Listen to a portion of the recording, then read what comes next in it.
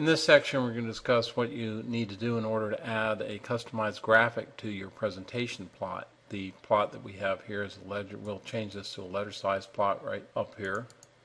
And instead of choosing one of these, we're going to choose Add Graphic, and it brings up a control panel here. And in that control panel down on the bottom, we can say Get File.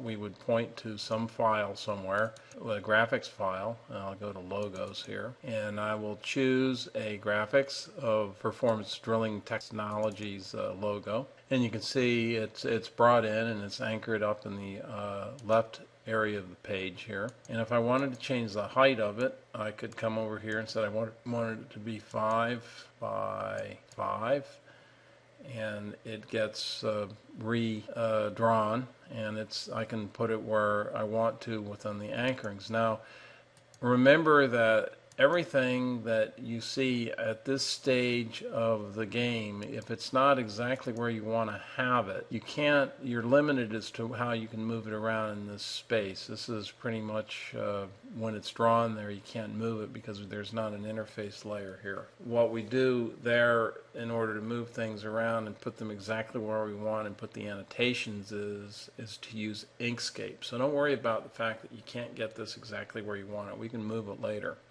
What you can do here is you can set things up to their default, and then you can do some scaling on it if you want to scale it down to less than 5 inches. And the inner scale here adjusts the translucency of it, so you can kind of get a watermark effect on it if you wanted to do something like that.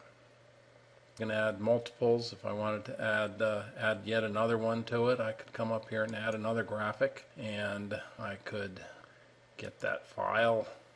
Go to Hawkeye, go to Logos, get a shell logo, put that in there, and then we can move it around later on to what we want to do with it. We can come up here and we'll click this picture. We can anchor this over there, and now we've got 2 graphics on our plot.